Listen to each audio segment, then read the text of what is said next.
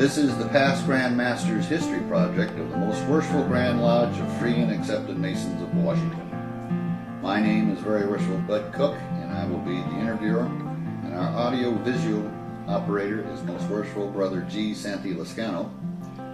And we are honored to be here with Most Worshipful Brother Satoru Tashiro, our Grand Master in the year 2004-2005. First Grand Master, allow me to thank you for taking part in participating in this Grand Lodge History Project. My pleasure to be here. Yep, our pleasure to be here too with you. Most Worshipful, what prompted you to become a Mason? Well, I want to attribute that all to my wife Dorothy, who came from a very focused Masonic family. Her father was a Mason of 50 years over in Bremerton Lodge number 117. And when I married her, she immediately became active in the Order of the Eastern Star in Bellevue, where we were living about that time. And I took her to her meetings quite often. Well, of course, never participated in the meetings, but took her to the meetings and picked her up when the meeting was over. I subsequently asked her, gee, can I come to some of your meetings? She says, yeah, you can, but you got to be a Mason. I says, what's that? And so she explained to me that that she would find out. And so she got together with the patron of that time, which was Wally Reinerson, who made contact with me and clued me in on what I had to do. I signed a petition, and within 2-3 months I was elected and into the fraternity and went through my degrees.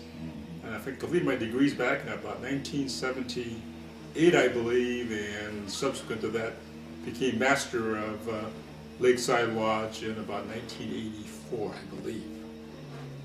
So that's how it all happened, and at that point it's all history after that. Most Worshipful, how did you come by the design of your Grand Master's pin?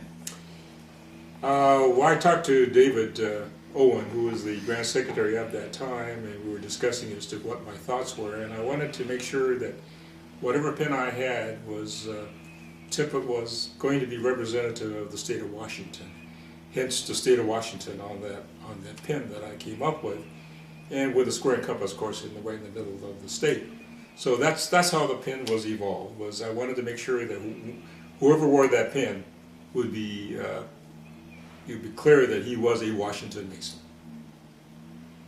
What was the theme for your year as Grand Master? My theme of the year was change, the key to our future.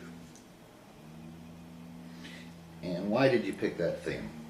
Well, the thing is, at that time, of course, change is continuing even today. But at that time, I believe that if we were to survive as a fraternity, that we had to be constantly aware of the fact that changes were occurring, and that we as a fraternity had to adapt to those changes, otherwise we might not flourish in the coming decades to come. And I still believe that to be true. Yeah, good answer. What were some of the major goals that you wanted to pursue during your year? As I was approaching the position of Grand Master as the Deputy Grand Master, I started thinking about what I wanted to leave as a legacy for the fraternity.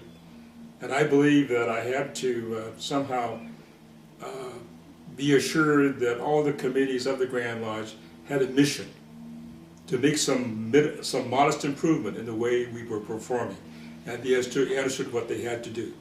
So I had a meeting with every one of the committee chairmen to be and indicated what my thoughts were and what I expected them to do for us, of course, as volunteers, because they are volunteers certainly.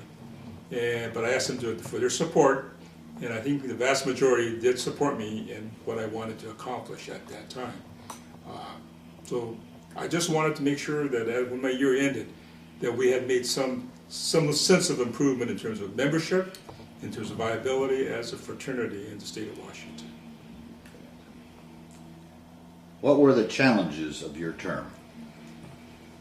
I think it was just the sheer travel that was involved in being Grand Master. And since my wife, Dorothy, had passed away at that time, before that time, I was by myself making all the travels throughout the state of Washington. Yet I can't tell you how I enjoyed the traveling, how I enjoying going to all the lodges within the state. I didn't make every lodge in the state, however, I made a lot of them. I mean, perhaps 70–80% of the lodges I did attend. So it was a challenge to go. It was a challenge to talk with the brethren. But I believe that in the final analysis, the travels cemented my relationship with the many brothers in the state of Washington, and vice versa, I think, because even at this time, this is 2012, 7 years after my term as Grand Master, I can still go to many meetings throughout the state, in whatever Masonic functions that I go to, and I can still see friends of mine, and I greet heartily, they greet me heartily, and it's certainly a nice feeling to know that you have fellowship like that throughout the state. Now this is my favorite question. What are your favorite memories as Grand Master?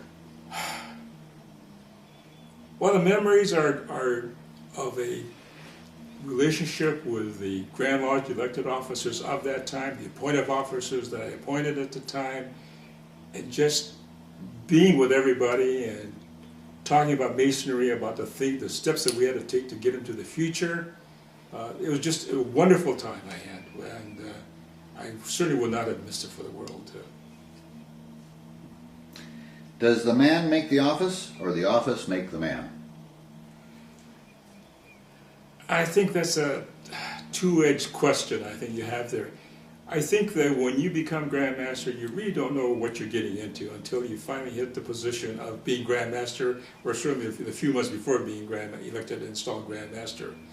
I think that the office makes the man. I think the office makes the man. The man tries to do what he can to improve the office, but that's a difficult thing to do in especially such a short time as 1 year.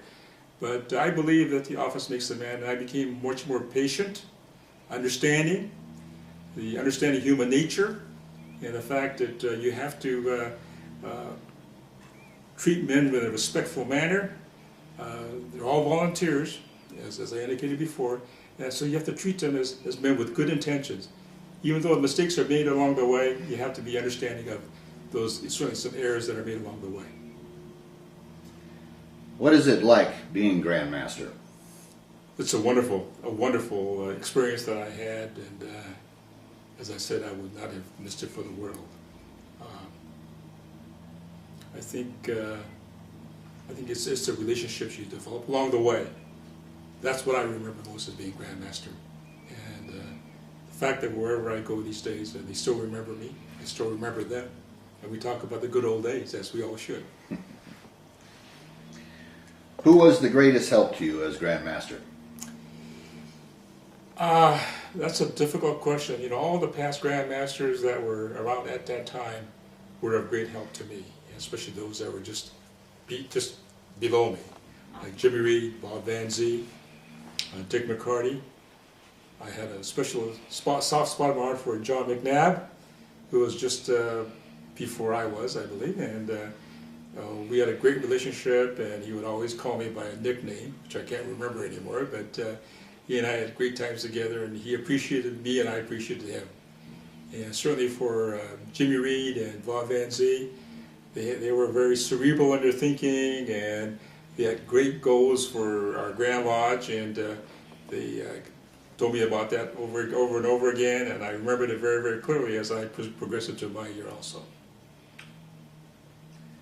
What role did your wife play in your Masonic career? Oh, she supported me all the way, and even when I was thinking about running for Junior Grand Warden, I asked her very frankly what she thought of the idea, and she said if I wanted to do it, I should go ahead and do it. And she supported me all the way up to the point that of her passing back in 2003. But without her, I wouldn't have even started the journey. And I had many friends in Eastern Washington and Western and Central Washington who encouraged me to do it, and that's the reason why I did it. And, I didn't hold high hopes for it, but I did my best, and certainly I got elected. And I thank the brethren for that. What important Masonic changes did you see in your career? Have I seen in my career? Again, I think that my motto of change key to the future is certainly as important today as it was yesterday. And in fact, more so. that we have seen so many things happening these past 10 years. And I think that there'll be more changes coming in the future. And I think the face of masonry is slowly changing.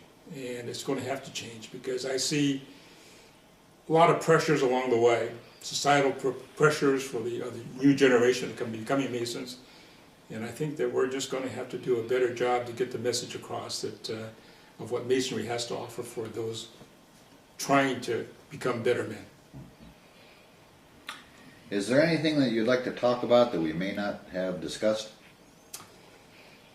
No, I think that I certainly want to extend my best wishes to those that are coming up in the future as our elected leaders.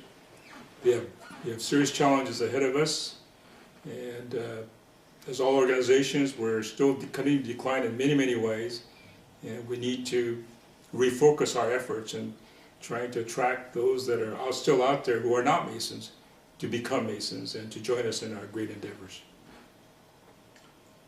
Most Worshipful, what message would you like to send to today's Mason? Stay the course.